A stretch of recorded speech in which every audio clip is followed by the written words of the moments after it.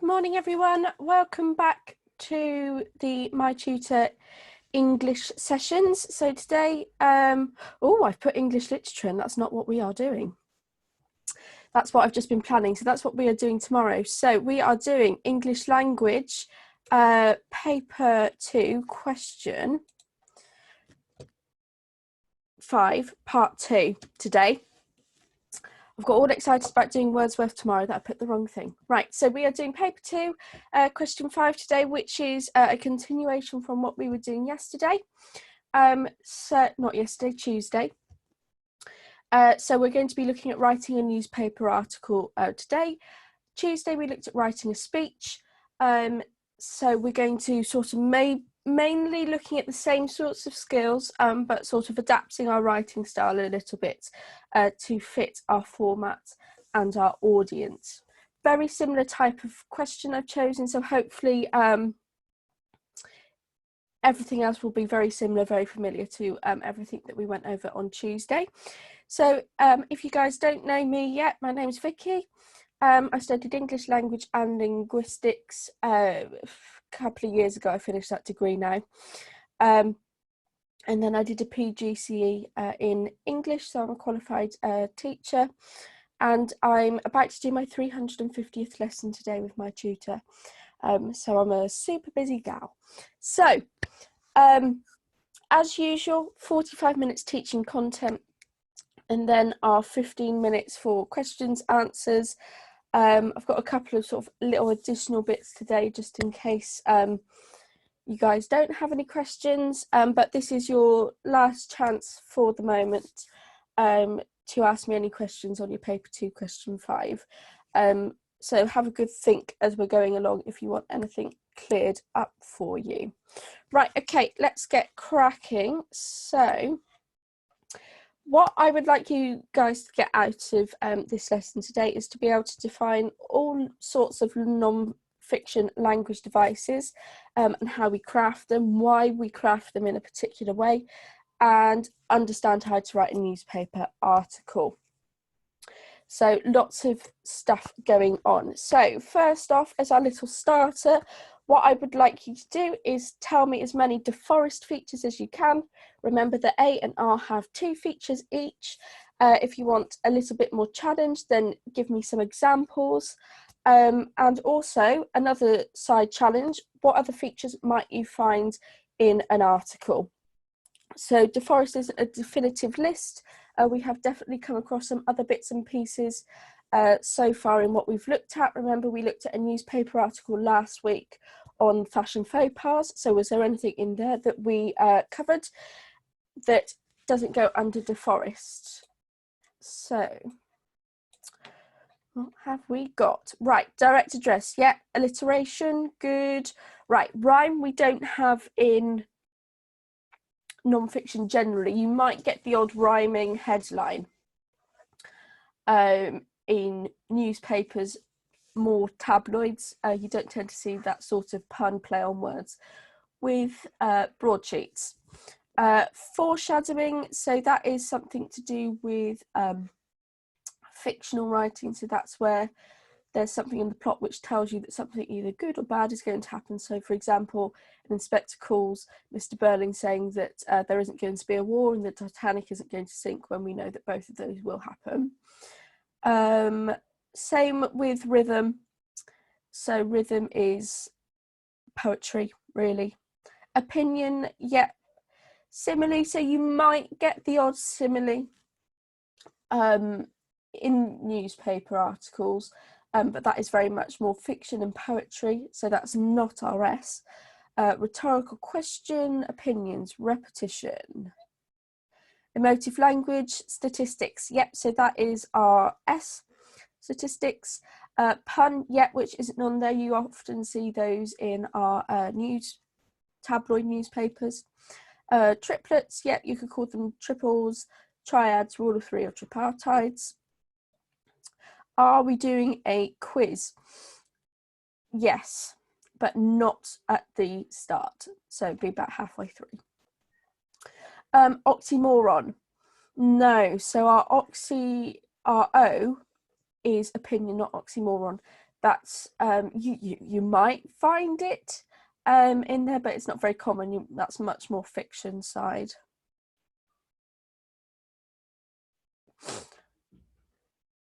Don't worry if you can't see the rest of the chat. I'm shouting everything out to you, so don't worry too much. Right. Have we got anything in the Q&A? No. Fabulous. Right. So the other thing that came up last week was imperatives. You quite often get those in non-fiction writing as well. So that's where you give an instruction to the reader or the audience. Fabulous. Right. Okay. So I've already shown you guys all of the example exam questions, past papers that are out on AQA's website as of this week. Nothing's changed. So this is the general layout. This is what you will see. So you'll get some sort of phrase, a quotation, something which is sort of a good debate topic, but nothing which is incredibly radical, that you might see people going out and protesting about. So it'll be something sort of relatively chilled. You will be told to write a particular piece of writing. So with this one, it's an article for a newspaper. In their more recent exam questions, they just say an article for a newspaper. Their sample past paper, and I think the first exam on this syllabus, said articles for a broadsheet newspaper. So again, even though it doesn't say broadsheet newspaper, write it for a broadsheet, and we'll go over the differences of that shortly. So it tells you what sort of text you're writing. So you're writing an article, and it'll say usually to explain or to argue, or maybe persuade, generally, your views on this statement. What's really nice is they give you a breakdown of the marks. So you've got 24 marks for your content and organisation, 16 for your technical accuracy. So that is spelling, punctuation, grammar, all of that jazz. 40 marks in total. So that is 25% of your overall total for your GCSE. And what's really nice is that they remind you to plan your answer for question 5. Very much worth doing. Always do a plan, because if you go in head first, you might find that you run out of ideas halfway through. You haven't paced yourself very well. I will put my hand up and say I was definitely like that at school and was awful for not planning until maybe I got to year 10. Hence why I wasn't doing quite as well as I could have done. So planning is always really important.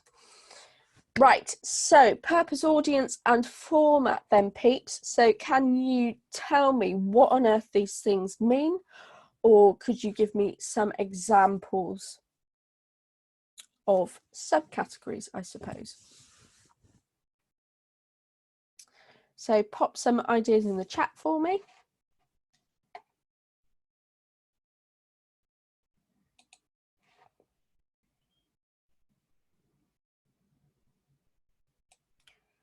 Audience is who it's for. Yeah, absolutely.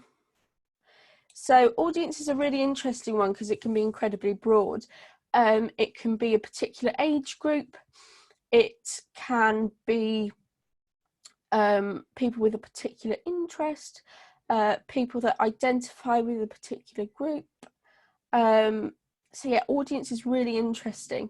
You'll quite often, when you hear project making, perhaps if you've done business studies or anything along those lines, or maybe you've done something similar in citizenship, talking about your target market if you are asked to make a product. I think when I was doing ICT GCSE, we had to design mobile phones and we had to make it appropriate for the audience that we were going for. So that's quite an interesting thing to think about, how products are differentiated for different groups of people. So that's always an interesting one to look at and have a think about. Purpose, reason for why it's being done, being created, yet what we're trying to achieve. So that could be to describe, to entertain, argue, instruct, inform, explain, persuade, any of those. You can also have more than one purpose. So you might have a main purpose and then a secondary purpose as well. You might have maybe 2 or 3 purposes essentially. And our format is how the text is being presented. So it could be article, speech, letter, poster, pamphlet, YouTube video, and any type of media essentially where you are being given information. Absolutely cracking. We're storming with these this morning, guys. Well done. So what are genre conventions and what would we expect to see in a newspaper? So I've picked out something which has a tabloid and a broadsheet. What can you see that is similar and what is different? So we've got our tabloid, The Sun, and we've got the Times, which is our broadsheet. So they're all labelled very similarly, but what can we say is different about them?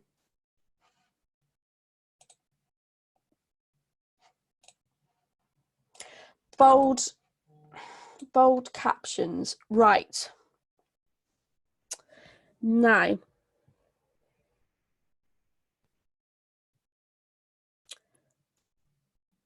they both have captions, I think, because it's so small I can't quite see, but the captions aren't bold themselves. So captions is the little bit of information that you get underneath a picture to tell you what it is.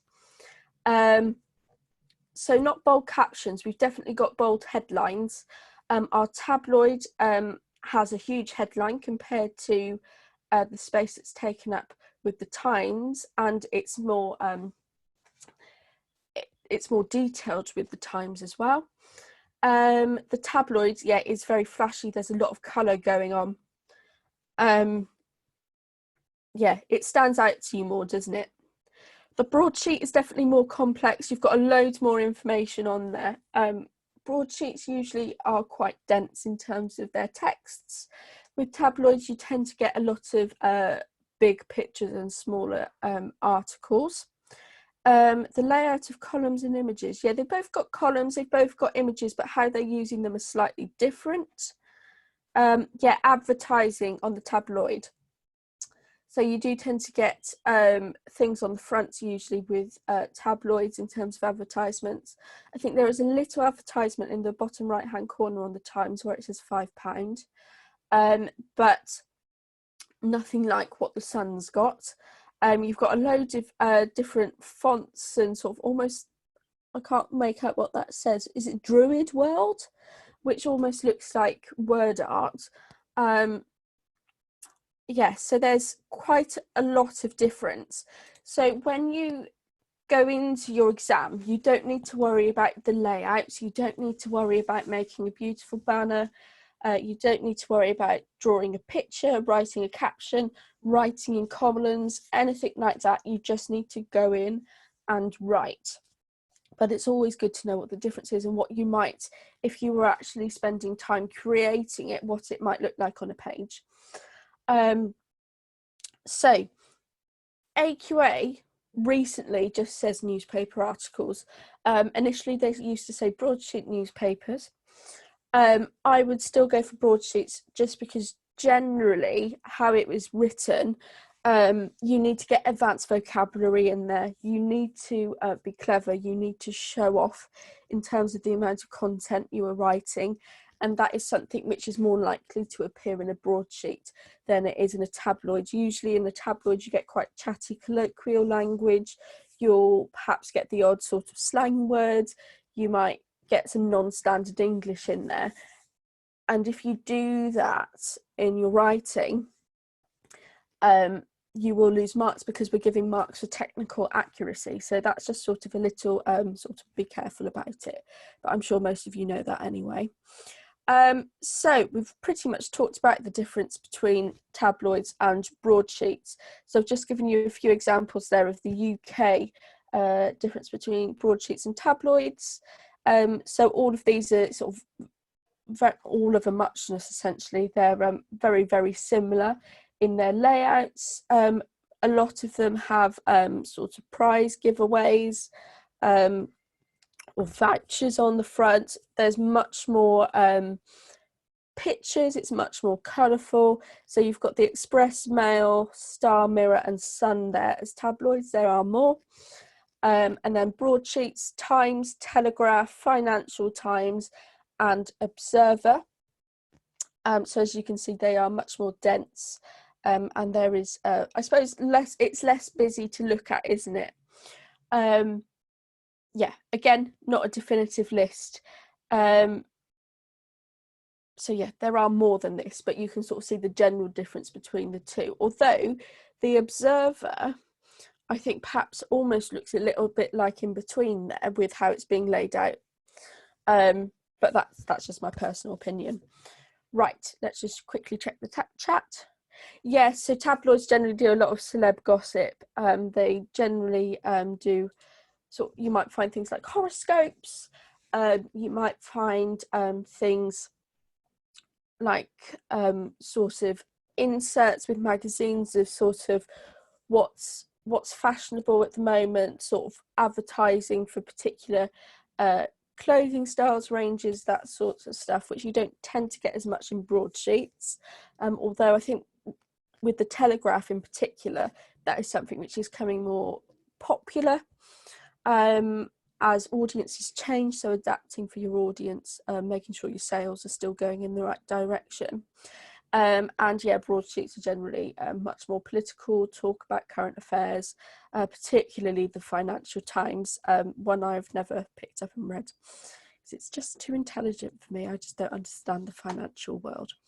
Right, so our little Mentimeter then, hopefully this will work. So I haven't done this before with you guys, but hopefully we're not going to have a problem. So I'm hoping this is going to work. So if you go to menti.com and then pop the code in, hopefully you guys will be able to pop into that and decide whether you strongly disagree with these statements, strongly agree with these statements, or somewhere in between. So you've got a range going on there. So let me know if you can't do this, because this is my first time trying Mentimeter.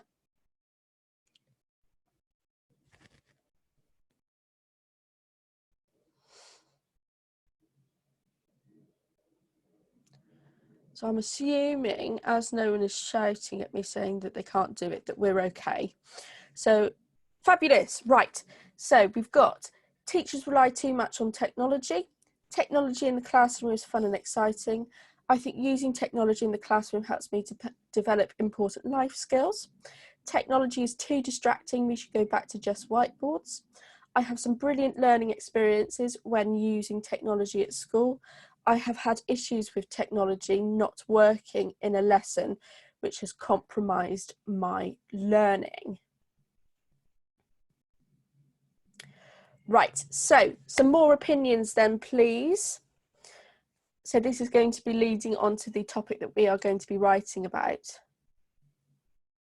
Why do all the tutors use Menti? I've never used it before, but we do sort of share our practice and what sort of additional resources we're using, just so we're not using the same things all the time and it doesn't get boring for you guys. So I did mention on Tuesday that if you guys have any suggestions of any sort of similar sort of data collecting software where you guys don't need to have a login, then let me know, just because I want, you know, things to still be fun and exciting for you, because I feel like I'm doing Slido to death, and I feel like I've done a lot of quizzes as well. So if there is anything else, then please do let me know. I'm aware of Kahoot and I'm aware of Quizlets, but they offer very, very similar things. So loads of you saying Kahoot. Right, perhaps we'll do a Kahoot tomorrow then. I haven't made my quiz for tomorrow on Wordsworth. So perhaps we will have a go at that. Right. So I'll give you guys another minute or so. So I think 12 of you have had a go at this so far. So how many have we got? We've got 36 of you tuning in. So let's have a few more of you quickly, just a couple of minutes. And for those of you who have done and finished with your opinion polls, I would like you to think about what the statement might be that we are going to be looking at. So what do you think we might be arguing for or against today?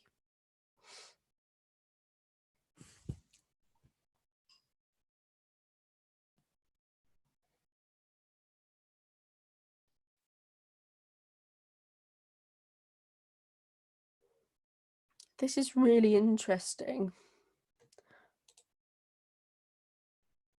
Yeah. Yeah, pretty much. Technology being used in the classroom, absolutely.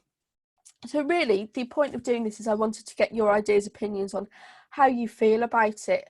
So I had my own opinions when I was a student as to whether I liked or didn't like technology, but thankfully things have moved on a bit and things were a bit more reliable than they were when I was at school. And I've sort of got my own ideas as a teacher. So, Ken quizzes. I might have a look at that. Right, okay, so we will leave it there. So I think this is generally quite positive. I was particularly concerned with the one at the bottom and the top one, so teachers rely too much on technology. So I think that's quite a reasonable one. It's nice to see that loads of you don't think right at the top end for strongly agree. So that's good.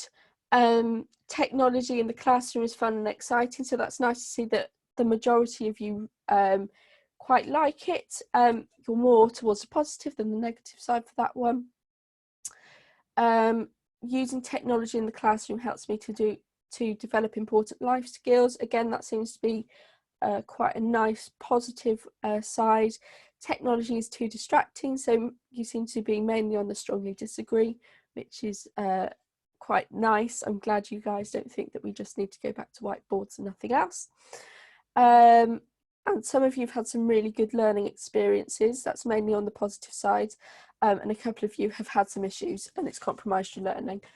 We've all been there, I think, as students and as a teacher. I have had some lessons which technology has failed me and it's been a nightmare. So yeah, there are issues, aren't there? What I'm trying to get at is that this is not all plain sailing and it's not either all strongly agree or strongly disagree. There's a difference and a balance between the two. Right, how do I get out of this thing? There we go. Okay, so let's pop back once that's got out of my way.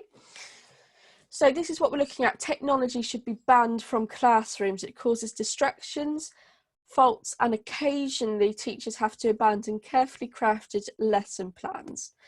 Write a newspaper article in which you explain your point of view on this statement. So I think this is quite an inflammatory one. I think this is quite an interesting one because I can sort of see both sides for this argument. Definitely. I think it also depends on the sort of school you're in terms of whether the teachers rely entirely on technology. So yeah, definitely interesting. Right. I can't remember what my other Mentimeter was. How do I get out of this?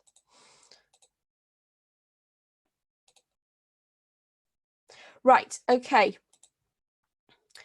So this says it's a quiz, but it's basically an opinion poll. Does it only give you that time to answer? We'll see how it goes. If it doesn't work, that's fine. We can type it in the chat. So do you agree or disagree? What would be your point of view to persuade me for your side of the argument?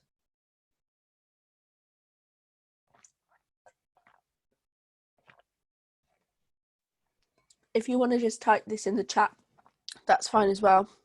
I didn't realise there was going to be a time limit on it.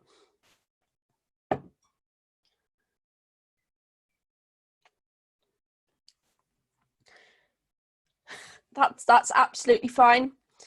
If you don't know. So most of you say disagree. the pluses outweigh the negatives. Yeah, that's what I'm going to argue for, that overall it's a good thing, but you know, there are some issues, and it's always a really important thing when you are writing, whether there is a really strong argument for the other side, to think about what that other side might be, and acknowledge it, because usually the strongest arguments acknowledges the downfalls in their arguments. So that's always a really important thing to do. Just plugging in my graphics tablet. I don't have enough USB ports.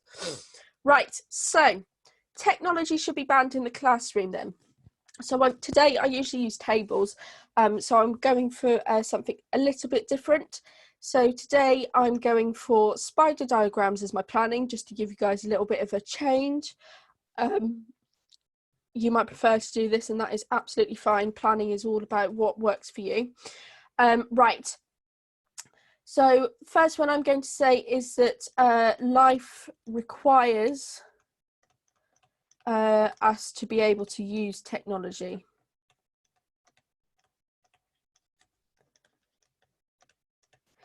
And that we need to learn it somewhere. Yeah, and the obvious place to learn technology is at school. What else have you guys got? Yeah, it has its slip-ups, but can really help. Yeah, we live in a technology-filled world, absolutely. Helps teachers to get more on the student level. That's interesting. Can you give me some examples, Summer, as to why, what sort of things you're thinking of for that one? Because that's a really interesting point.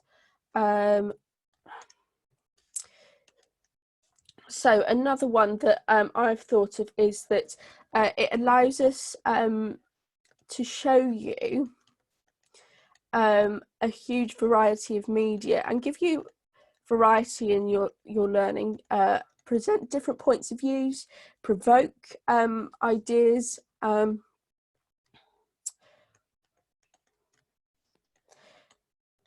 So for example, I'm sort of thinking of the stuff that I've done with you guys, and the other things I've done in a classroom. Doing interactive quizzes. The big obvious one is PowerPoints, which I always use with you guys. Being able to silly things which you wouldn't even think of. So being able to print off extracts, being able to interactively highlight stuff, and then being able to show you little video clips. So that might really work if you're a visual learner. Being able to sort of show you parts of history that you might not understand, but by watching it through a video clip, that really helps. I quite often teach students who, I have the odd student who struggles to write creatively. If I show them a video about the topic that we are trying to write about, that seems to really unlock something in their heads. So I did a newspaper article with a student a while ago about the moon landings. We watched a load of video clips, and his writing improved immensely. So there's loads of really good positive things going on. Yeah, resources is a fab one. Spend less time copying paragraphs. Yeah, when you use your phones in the classroom, in a positive way, when you are being asked to use them, I think it's really good, and I think we should utilize it. But again, that sort of depends on the school you're in and their policy. So we've got saves time in some respects. Resources, so I spend a lot of time on the internet researching different ways that I can present stuff to you, looking at other people's resources. A lot of teachers use Twitter to share ideas and to ask questions if there's something that they're unsure of, which is what I do quite frequently. I ask for additional ideas on something because I might get stuck in a rut with something. So there's loads of things that teachers can do. We've got a boost in interactivity, educational resources. I tell you one really fun thing that I did during my training was a QR code treasure hunt, which was sort of a resource activity. There was maybe like 15, 20 QR codes in the room, and we had to use our phones to scan the QR codes, read an article, find the answer to the question that was on that QR code poster, and then go to the next QR code which had the answer on it, and then do that till you got to the end, which was fantastic. So there's loads of really cool stuff that we can do with technology. So in terms of planning, you can plan in any way that you want to. There isn't a right way to plan, it's whatever works for you. So I mainly do sort of charts, numbering charts or tables. I've done a spider diagram today. I think with this, what I might do is then I might number which ones I'm going to use and what in which direction. Oh, the one that I haven't put on there is being able to share data, so things like Sims and Bromcom. I can't think of any other services, but what your teachers use. So quite frequently on there, you're able to find out whether you can look at another student's report in a different subject, and you can talk to other teachers about what they're doing well in that class. So that opens up a huge range of stuff, and it allows us to understand you a little bit more as people. So that's a really good one for teachers, more so than students. Bullet pointing, that's a really great one. Doing a pros and cons list or a Venn diagram for trying to organise the size of the argument, or using sort of a clear segmentation of ideas. So using different headings, different sort of topic sentences maybe, but whatever floats your boat is absolutely fine. Right, so what I'm going to do first is I'm going to quickly go over sort of crafting something that can go into what we are going to write, and then we can sort of translate them over. So this might be something more that you might do with perhaps a piece of coursework, or something where you've got more time, but I think thinking about doing one of each and sort of spending some time crafting in your practice is a nice revision tool. So perhaps doing this for revision would be a good idea. Usually when it comes to actually the exam, I would just say write DAFOREST down and then cross or highlight or whatever each one offers you've written it, which is what I usually do, going with a little success criteria. So direct address. So I think I'm probably going to roll in a rhetorical question and direct address at the same time. So this will be C, direct address, but I can always put more than one in. So my direct address is do your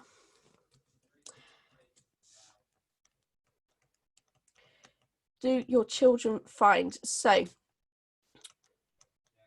this is all going to be aimed at adults essentially, because it's a newspaper article, it's not really aimed at kids. So hence why I'm saying children. So do you find that every time, and then I'm just going to expand that. So every time that your teacher says we're going to do a Kahoot, or we're going to go to the computer room, do you find that you're really excited and you're glad to have a little bit of a change and a shake up?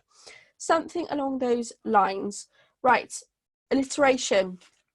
So the one I've come up with, which is a little bit rubbish, is skills and stimulus, as in why it's important for us to be teaching technology.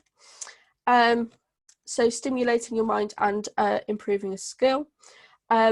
I'm going to use an anecdote. So I find this really difficult to write because obviously it's written, you are students writing, but I find it difficult not to write it as a teacher. So what I'm going to do for my anecdote is I'm going to talk about that QR code experience I had, and I'm going to turn it into almost like a mini report case study. So I'm going to use something that I've experienced in a classroom. Fact, I'm going to talk a little bit about government expectation and the curriculum. So I've managed to grab something which I think is really challenging for Key Stage 2, which is on the government curriculum for ICT and programme learning. So I'm going to throw that fact in. Opinions, I'm mainly sort of going to say that technology is a good thing, and that's going to run throughout my article. My repetition, I'm going to, I think this, I ummed and ahed about this, and I think I'm going to say that to invest in our future,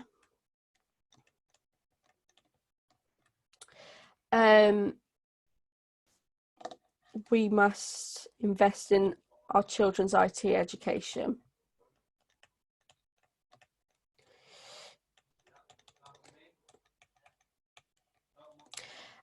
Right, we've got our rhetorical question, emotive language. So I'm going to sort of say this as a parent and sort of include myself in the people to create a rapport, a relationship. So it is our duty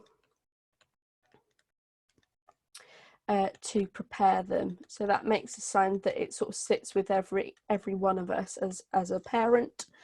Stats, I'm just going to use something like 9 in 10 kids, I'm going to say children, but for purposes of this, just make it shorter. Kids, students, whatever, use let's go enjoy tech in the classroom. And then my triplet, I'm going to just give an example of the types of things that can be used. So videos, interactive quizzes, and PowerPoints. So as you can see, I haven't written everything in full because it's a plan, and I'm going to go on and model that for you in extension in a moment. Right, I've got some English jokes at the end, by the way. So if you want to get your thinking caps on whilst I'm modelling, then now's your time. So, shared text editor then. I'm also going to leave writing headline up to you guys today. I'm not going to write the headline, so have a think as we go along. So I'm going to do an introduction, I'm going to do 3 points and then a conclusion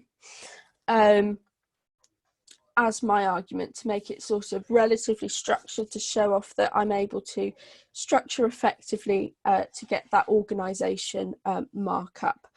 Right, let's blow this up. So I'm going to start off with my rhetorical question, because you know I love starting with rhetorical question.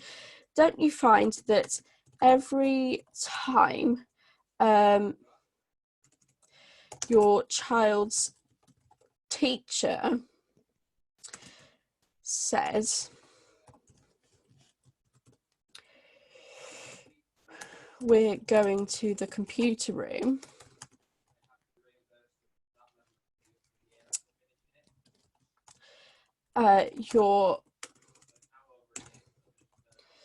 your child's heart leaps with joy? So I'm sort of, that's an expectation. I assume that that's how, it's a closed question. So there's a yes or no, and I'm assuming that it's a yes. Right, let's face it. Britain's classrooms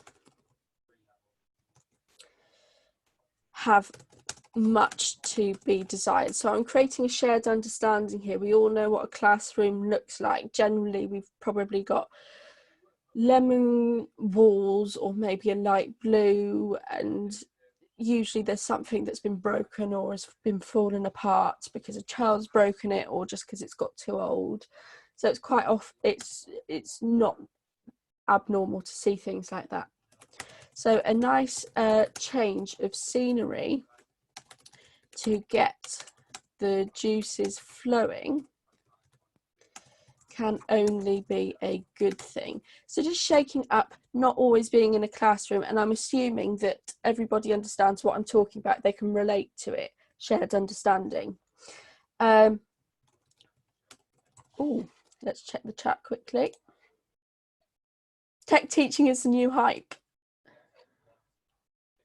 I love that. Yeah, that would be a really good one. Most teachers live on the phone, so when we can use them in the classroom, it helps students enjoy their learning more. I meant by it helps teachers to be on the student level is stereotypical teachers telling students to get off their phone. But when you encourage it to help them learn, yeah, absolutely. So I've quite often wanted to use kids' phones in the classroom, and I've been told you can't do that, it's against school policy. But I think perhaps if we sometimes gave you time and gave you the opportunity to be trusted, essentially, that you're going to do the work with your phone, then it gives you more respect as adults, it builds that relationship, and it just uses phones in a positive way and not the constant nagging. So yeah, I do think that it's really important. But there we go. Right, where was I? Classrooms have become reliant on technology. Some may argue that this is a disaster. So I'm getting these opinions in straight away, so I'm setting up what my argument is going to be. However, I believe, so here's my opinion, very straightforward and out loud, our younger generation would miss out on a wide range of skills and stimulus. So I've got my alliteration in there, or sibilance, if you want to call it that. That's absolutely fine. Right, okay, so that's my introduction. I'm telling you where I'm going. I haven't checked the Q&A. I apologise if anyone's put anything in there. Oh yeah, my maths, I did my maths at school. I didn't know it was still going. Oh,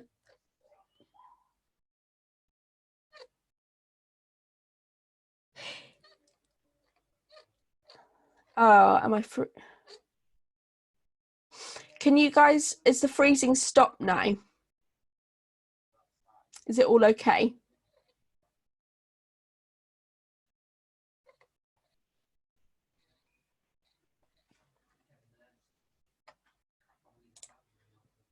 Fabulous. Headline, tech teaching, is it all good? I love that. That's really good. I really like that one. Right. See, I knew you guys wouldn't fail me. Right, okay. In order to prepare children for the real world, so I'm bringing in real world applications. Adults love this. It is our duty. So I'm getting in my emotive language in the craft of technology. It is well known that throughout society,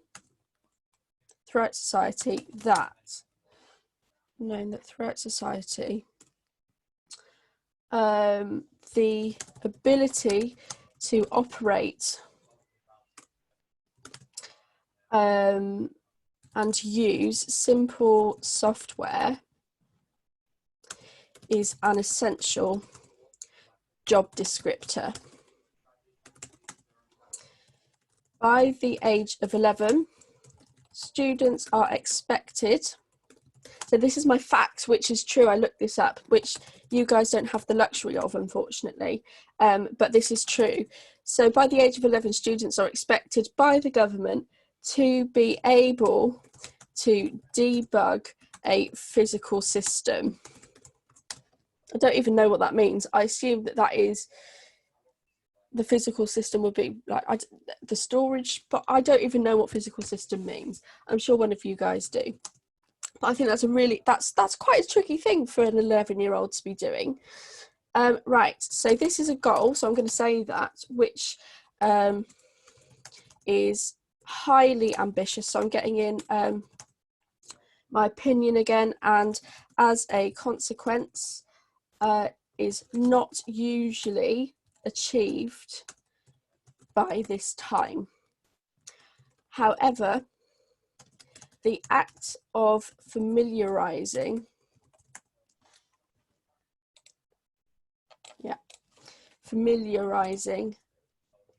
ourselves with this is valuable. So I'm finding the good points in it.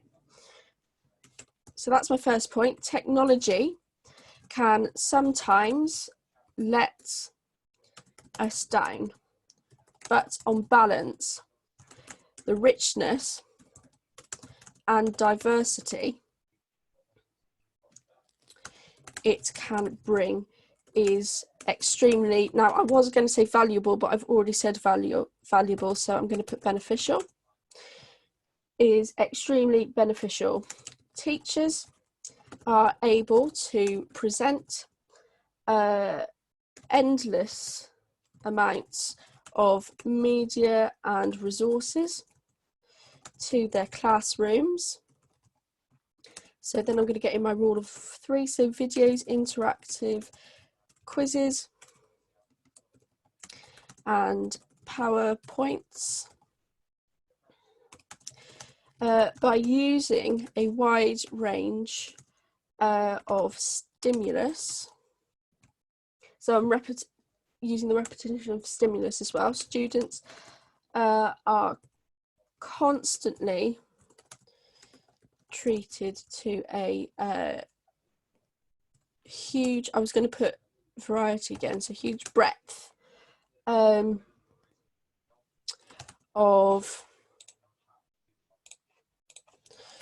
knowledge and excitement in the classroom.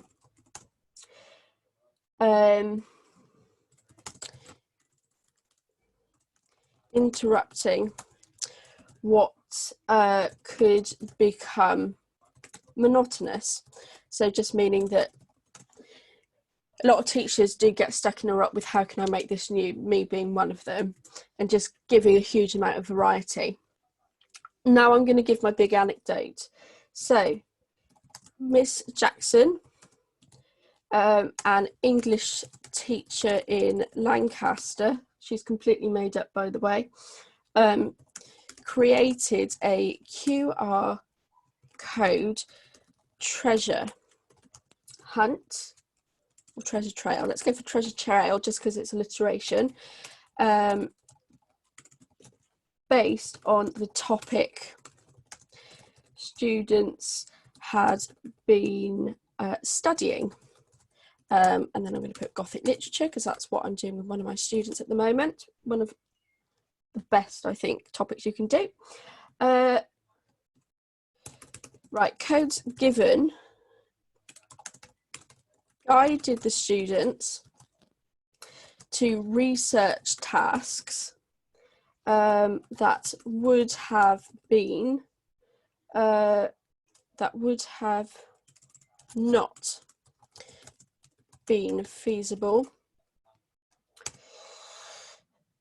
That would have not been feasible without the use.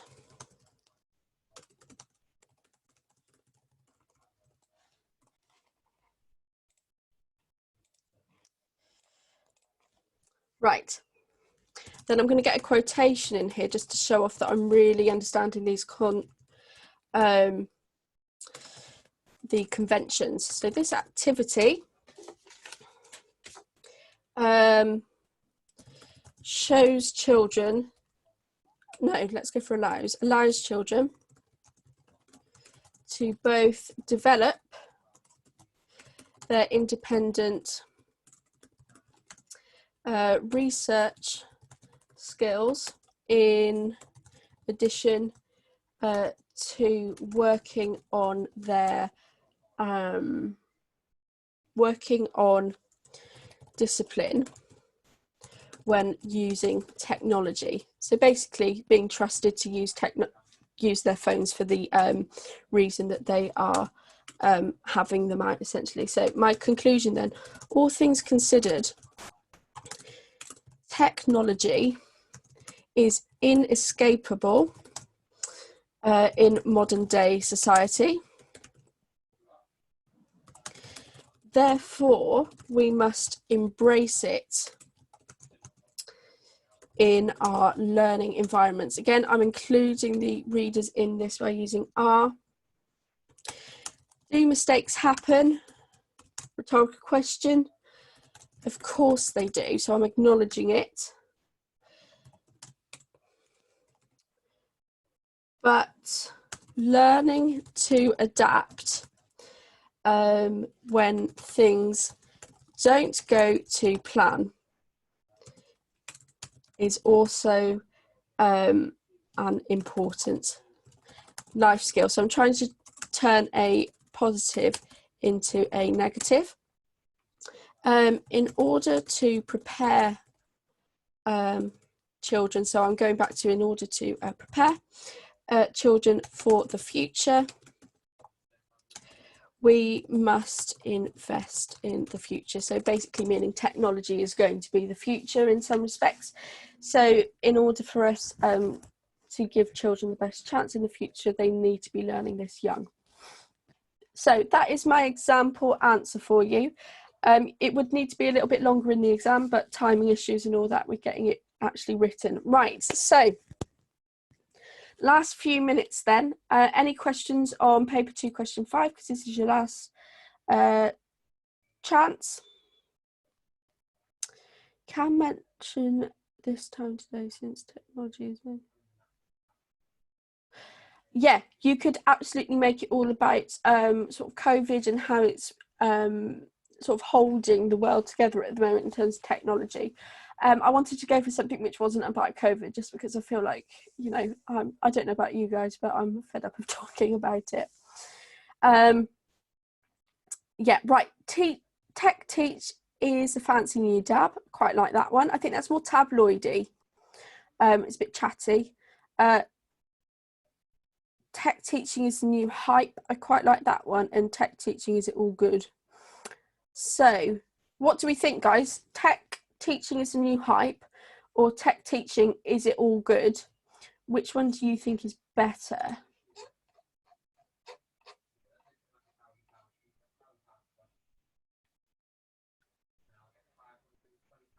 Don't worry if you've forgotten most of this, it'll pick up quickly. The hype one? Yeah,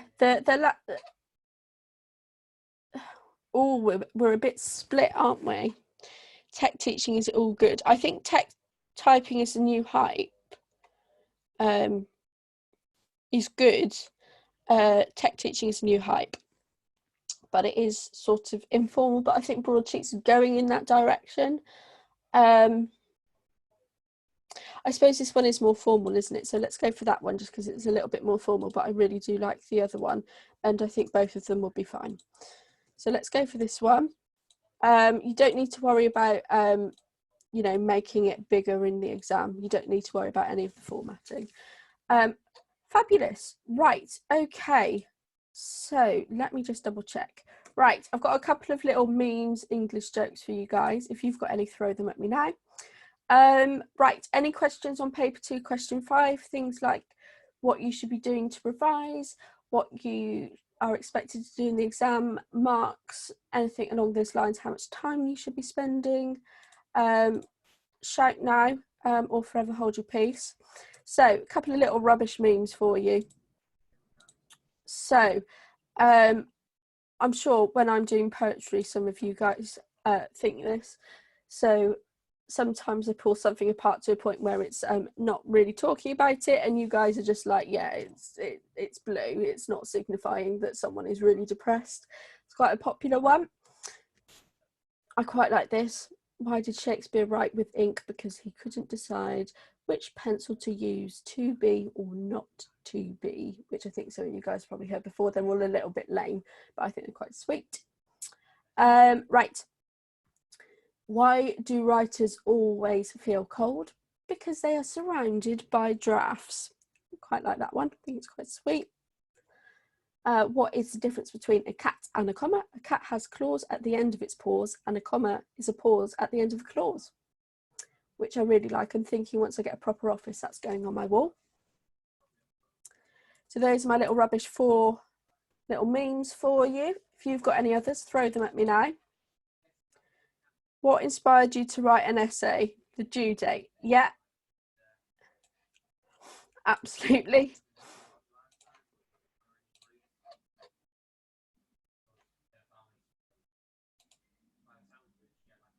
So what I will do for the last few minutes then, is quickly talk you through tactics for what to do for the exam. So spend about 45 minutes on this. Make sure that you plan. You can plan in any way you want to. Plan on your answer booklet, because if you don't finish, you might get the odd mark or credit for something that you've planned. If you haven't managed to do anywhere near as much as you were hoping to. So that's always worth doing. Don't cross it out, because if you cross it out, then you can't get any credit.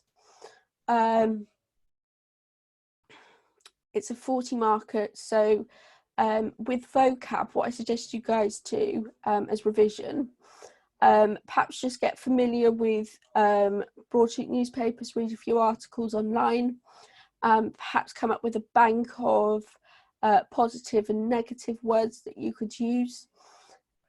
That might be quite a nice resource. Have a go at some thesauruses, some synonyms. So that's a nice one to do. Have a go at sort of perhaps Google sort of debate topics, and then have a go at trying to just craft the DAFOREST features. Don't write the whole thing.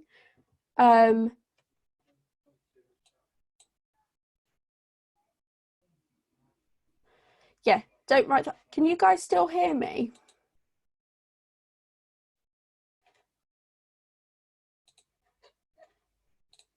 Whoops. Fab. Okay. Right. So have a go at sort of coming up with some DAFOREST features, filling those in for different topic types, just to get you sort of practicing, getting into the swing of them, and then hopefully they should become second nature to you. Yeah, I think that's pretty much it for paper 5 for what you could do.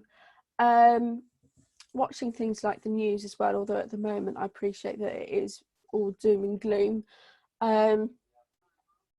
Watching TED Talks would also be good. There's some really cracking ones. There's a really good one by, I can't remember what her name is. Her first name is Chimamanda, I think Ngozi. I can't remember what her last name, the second part of her name is. But she did a really good TED Talk called We Should All Be Feminists, which is really interesting. There's also one by, I can't remember his name, Malala Yousafzai's father, the lady who was shot by the Taliban in, I think, 2012. That's also really good as well. So those are a couple which I recommend. So that might be nice. Or maybe listening to relatively academic podcasts might be a good thing. Right. Okay, so let's see these jokes that you posted in. So, what is a frog's favourite year? A leap year? Not English related, but I like that. Student asks teacher, would you punish me for something I didn't do? Teacher says, of course not. Student says, I didn't do my homework. Why did the boy become a librarian? Because he likes to read books. Okay, right. So if you guys don't have any more questions, then any more concerns, then I will see you all tomorrow at 11 o'clock for Wordsworth, the Prelude, which I'm really excited about.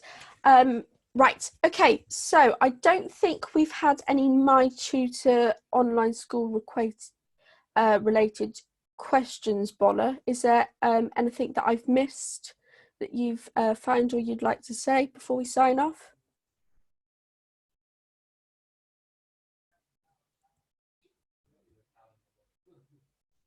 I'm going to take that as a no. I think we've got everything sorted. Right, okay. So I will sign off then, guys. I will see you tomorrow at 11 o'clock for Wordsworth and the Prelude. Have a fantastic afternoon, and I will see you tomorrow morning. Bye.